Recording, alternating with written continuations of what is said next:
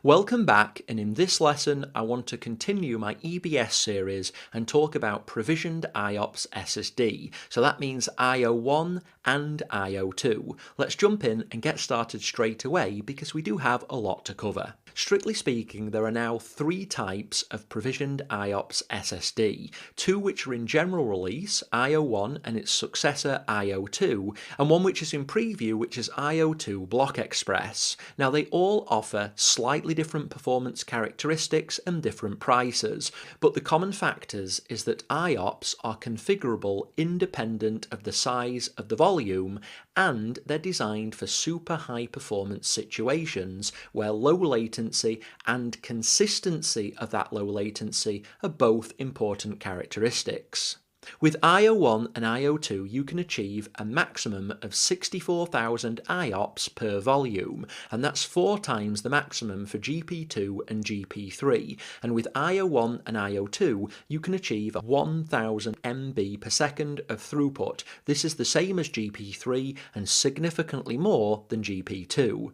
Now IO2 Block Express takes this to another level. With Block Express you can achieve 256,000 IOPS per volume and 4000 MB per second of throughput per volume. In terms of the volume sizes that you can use with provisioned IOP SSDs, with IO1 and IO2, it ranges from 4 GB to 16 TB, and with IO2 Block Express you can use larger up to 64 TB volumes. Now I mentioned that with these volumes you can allocate IOPS performance values independently of the size of the volume. Now this is useful for when you need extreme performance for smaller volumes or when you just need extreme performance in general, but there is a maximum of the size to performance ratio. For IO1 it's 50 IOPS per GB of size, so this is more than the 3 IOPS per GB for GP2. For IO2 this increases to 500 IOPS per GB of volume size,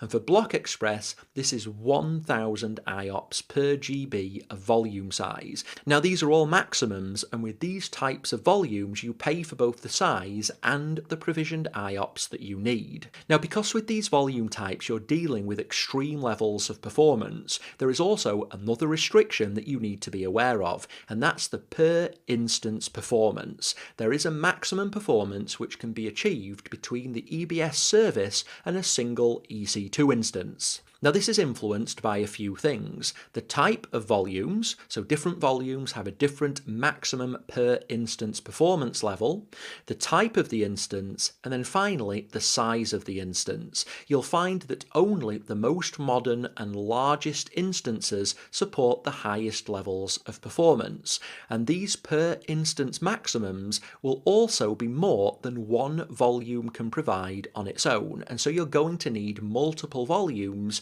to saturate this per instance performance level. With IO1 volumes you can achieve a maximum of 260,000 IOPS per instance and a throughput of 7,500 MB per second. It means you'll need just over 4 volumes of performance operating at maximum to achieve this per instance limit. Oddly enough, IO2 is slightly less at 160,000 IOPS for an entire instance and 4,750 MB per second, and that's because AWS have split these new generation of volume types. They've added Block Express, which can achieve 260,000 IOPS and 7,500 MB per second for an instance maximum. So it's important that you understand that these are per instance maximums, so you need multiple volumes all operating together, and think of this as a performance cap for an individual EC2 instance. Now these are the maximums for the volume types, but you also need to take into consideration any maximums for the type and size of the instance. So all of these things need to align in order to achieve maximum performance.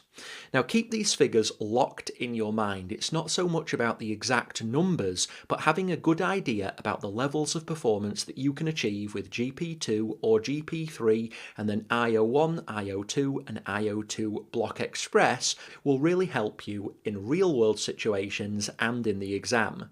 Instant store volumes, which we're going to be covering elsewhere in this section, can achieve even higher performance levels, but this comes with a serious limitation in that it's not persistent, but more on that soon.